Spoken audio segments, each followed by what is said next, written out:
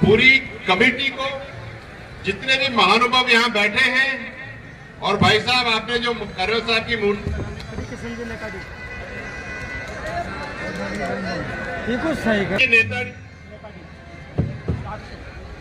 नेकाड़ी जी चाक्षु, आपने कर्नल साहब की मूर्ति लगाने का जो कार्य किया है, मेरा तो मन कर रहा है मैं तो आपके पैर छू करके आशीर्वाद दे लूं। इससे अच्छा नेक काम हो नहीं सकता, नहीं हो सकता था। आप सब कड़ी धूप में बैठे हैं और मुझे बिल्कुल ऐसा लग रहा है कि कहीं पर कोई रेल की पटरी तो नहीं है आसपास, क्योंकि ये माहौल तो वही लग रहा है, कोई फर्क नहीं है। जब हम लोग कुछ बदलाव करने जाते हैं तो सब एकजुट होकर के एक इशारे का इंतजार करते हैं, और जो इशारा पहले था वही इशारा आज है। बच्चों को पढ़ा लो साहब, मुझे प्यारी रंजी जी ने कुत्ता नहीं खाएंगे, बच्चे ने पढ़ा लो। और आपको मैं एक बात बताऊं, मैं अभी थोड़ी देर पहले नीचे गांव में ही था तो मेरे को टीना गुजर बिटिया मिली, 12वीं क्लास पास करी है, और मैं उनके बगल में बैठा। मैंने उनसे पूछा कि तो आगे क्या करना चाहती है, तो उसने एक मुश्त, मेरे को पता है मैं पहुंच रहा हूं, देखो यार सुधरेंगे नहीं गुजर, इसमें रोकेंगे, ये ट्रेन नहीं है यार जो रोकनी पड़ेगी, बोल रहा हूं। रोहित साहब की बिटिया है वो, उनसे जब मैंने पूछा कि आप क्या करना चाहते हो, आगे क्या करोगे, तो बताने से पहले उसने मुझे ये बताया कि मैं दिशा से कोचिंग कर रही हूं और मैं आईएएस बनूंगी। तो आप सबको ये जोश, ये जुनून मुबारक हो। हमको ऐसे ही अपने पौधों को रोपना है, ऐसे ही अपने पौधों को सींचना है कि वो वहां जाके पहुंचे जहां पे पूरे समाज ने ये निशाना लगाया था कि एक ना एक दिन अपने किसी गांव की बेटी कलेक्टर बनेगी। कर्नल साहब तो नहीं है अब किवाड़ खुलवा करके चाय पीने के लिए, लेकिन हम सब बैठ करके नीचे पातड़ में बैठ करके पंगत में खीर जरूर खाएंगे उस दिन। मैं उस दिन का इंतजार कर रहा हूं, वो दिन बहुत जरूर आएगा, बहुत जल्दी आएगा।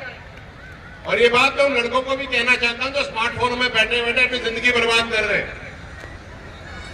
भाई बदल लो अपनी जिंदगी, नहीं तो बहुत बड़ा बोझ बन जाओगे तुम अपने बुजुर्ग माता पिताओं के ऊपर।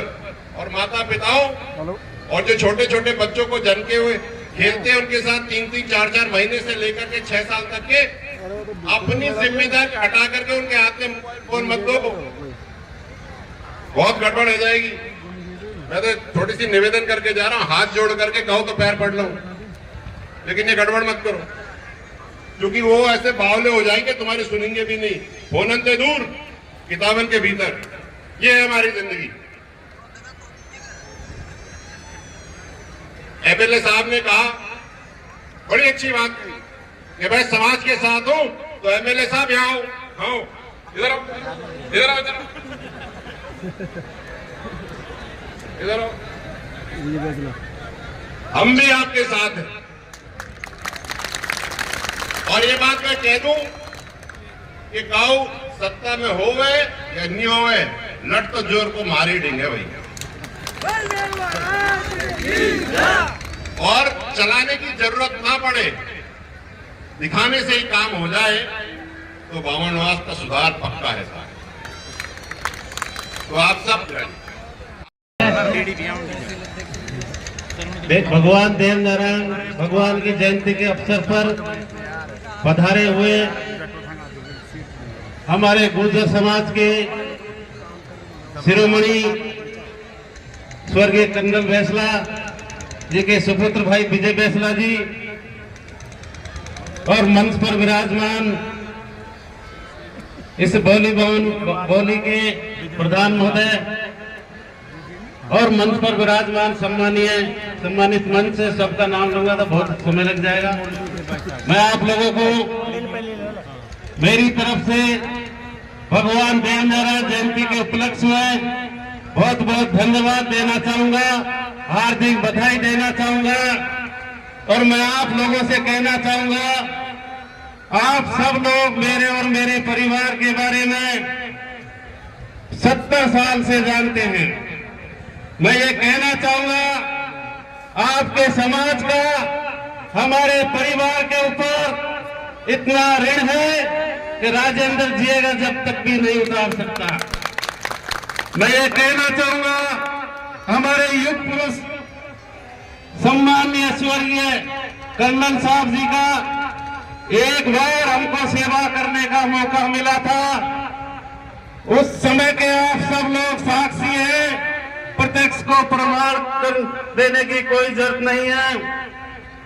हमारा समाज आमने सामने हो गया था। जब भी हमारा परिवार आपके समाज के साथ में खुले आम आपके साथ में रहा था। मैं ये कहना चाहूंगा इस 2019 के लोकसभा चुनाव के बारे में कहना चाहूंगा और 2014 के लोकसभा चुनाव के बारे में कहना चाहूंगा। मैं ये कहना चाहूंगा 2014 का चुनाव हुआ था। 2014 के चुनाव में माननीय सुखबीर सिंह जी जौनपुरिया यहाँ से लोकसभा के उम्मीदवार थे और अजरुद्दीन खान यहाँ से कांग्रेस का उम्मीदवार था। मैं ये कहना चाहूंगा उस समय जौनपुरिया जी तो गुर्जर नहीं हिंदू थे।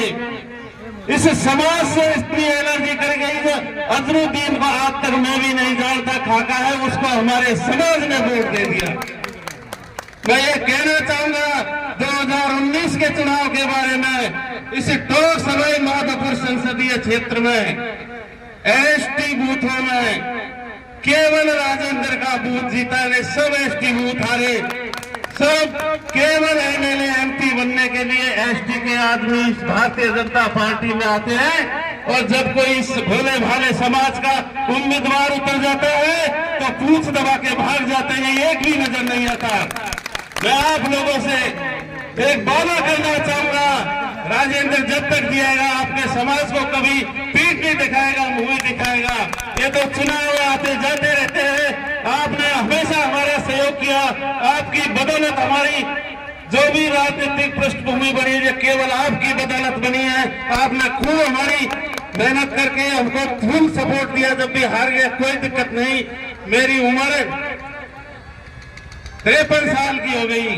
मैंने बहुत चुनाव देखे, स्वर्गीय विधायक साहब के साथ में भी मैं बहुत छोटे से लेकर बड़े चुनाव में भागीदारी रही। चुनाव आते जाते रहते हैं। अब सरकार हमारी है, भारतीय जनता पार्टी की है। माननीय सम्माननीय विजय बैसला जी हमारे साथ में है। अगर आपके भोले भाले समाज के साथ में अगर कोई नाइंसाफी करेगा तो राजेंद्र आपको आधे रास्ते में खड़ा मिलेगा। जय हिंद, जय भारत।